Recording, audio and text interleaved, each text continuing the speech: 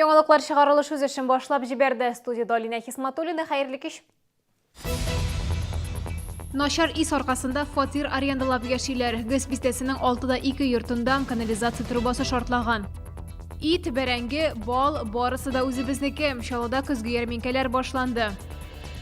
Мәләкә сарайында яңа мәктәпкә нигез салына башлады. Ул киләсе елның 1 сентябрендә ачылырга тиеш. Бу хакта Римма Әхмәтова.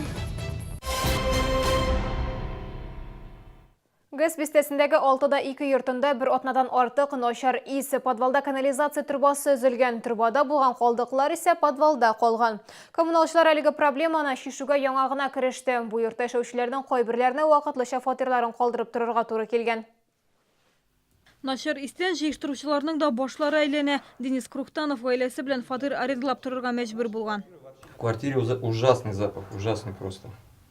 Мы вот уже с семьей снимаем какой день квартиру. То есть, не живем дома.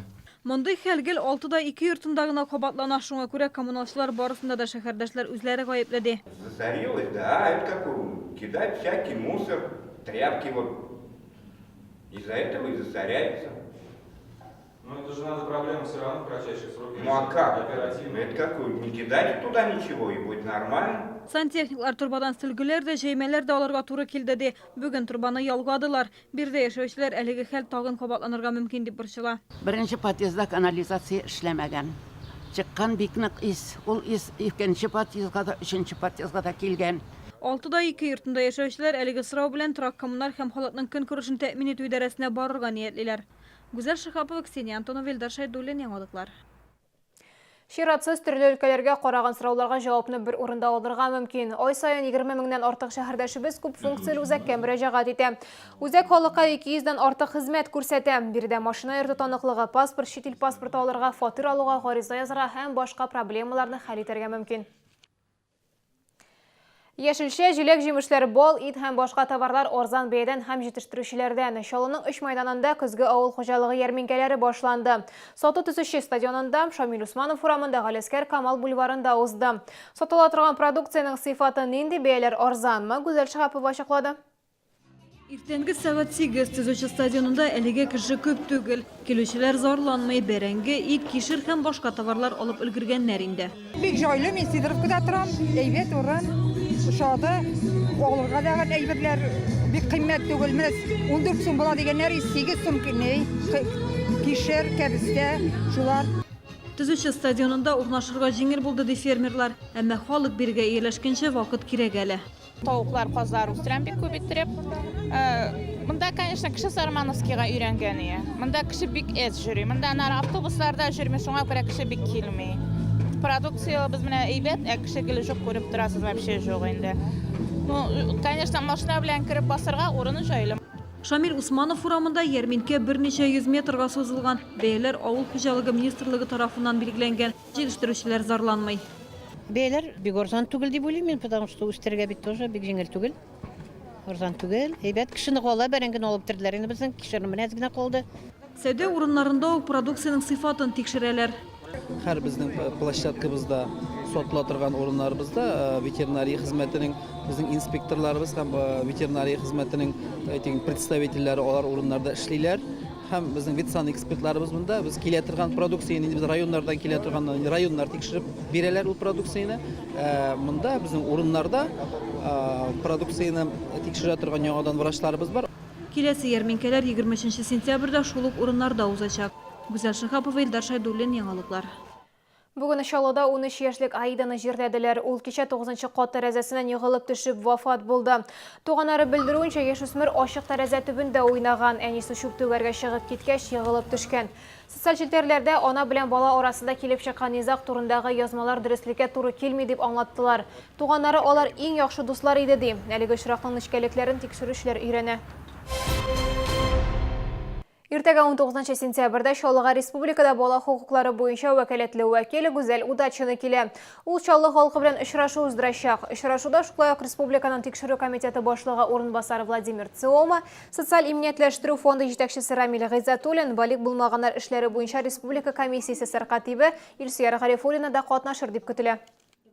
Мәләкә Саръягында мәктәп төзелә башлады. Ул 1224 укучыга исәпләнгән. Бу шимбәдә бинаның нигезенә беренче субай кагылды. Тантанада шәһәр мэры, Россия Дәүләт Думасы, Татарстан Дәүләт Советы һәм шәһәр советы депутатлары катнашты.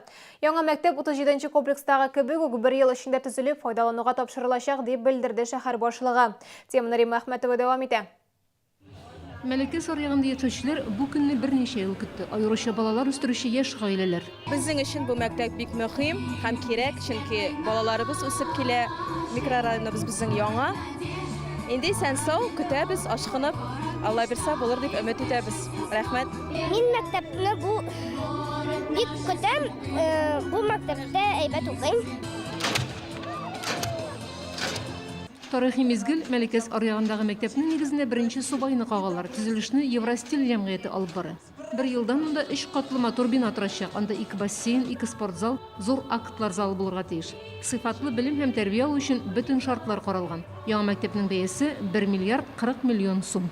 Отрадно, что 1 сентября президентом нашей республики Рустам Нургалиевичем Миннихановым принято колоссальное решение. Это строительство новой школы, современной школы в данном микрорайоне. Я думаю, вот ребята здесь, они маленькие, наверное, кто-то из вас в садик входит, а 1 сентября пройдет в новую школу. И мы должны с вами вместе поблагодарить нашего президента аплодисментами, да? Хәзер Мәләкә Саръягында 3 балалар бакчасы эшли. Микрорайон елдан-ел үсә, халык саны арта. Шуңа күрә бирде мәктәп бик кирәк. Школа в 37-м комплексе один в один была построена за 10 месяцев. Наши челнинские строители умеют строить. И мы надеемся, что прекрасная школа появится 1 сентября 2018 года. Рима Әхмәтова, Илдар Шайдуллин, яңалыклар. Хәзер рекламам, хәрәкәттә бәрәкәт, шүгәләү сәламәтлеккә файдалы шөгыль, өстәвенә акча да китерергә мөмкин. Бер салонда 20 килолы автомобиль покрышкасы күтәреп, шүгәләү буенча бәйге үткәрделәр. Кем-кемне уздырды, моның өчен нинди бүләк алды, хәбәрчебез сөйли.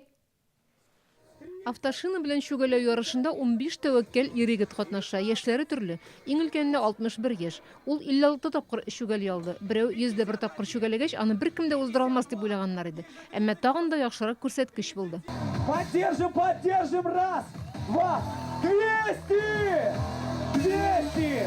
На самом деле очень тяжело, до сих пор пытаюсь отойти, ноги отваливаются просто, но такое приятное состояние очень, обожаю вот это вот состояние. Как-то изначально для себя задал цифру в районе 200 и в принципе это выполнил. Думаю, если бы задал 250, сделал бы даже 250. Төп приз колеса дарым шин үзәгеннән 20 меңлек сертификат. Җиңүче Руслан Галиуллин кызыл тасманы кисүдә дә катнаша. Яңа үзәктә һәркем машинасын кышка әзерләү өчен бар кирәк яракны сайлый ала. Нашим основным приоритетом является желание покупателей. Поэтому в нашем арсенале большой спектр услуг и довольно большой ассортимент товаров от бюджетного до премиального класса. На данный момент открыто порядка 130 представительств по всей России. И в ближайшее время планируется открыть еще 40 наших шинных центров. Колеса дарым шин үзәкләре лицензияле җитештерүчеләрнең сыйфатлы автомобиль продукциясын тәкъдим итәләр. Аларның үсеш максаты Шина Россия Евразия проектын төзү. Бу сезгә ишкерәсе соңгы мәгълүматыбыз иде. Мин Алина Хисматуллина сезнең белән сау булашам. Исән-имин булыгыз.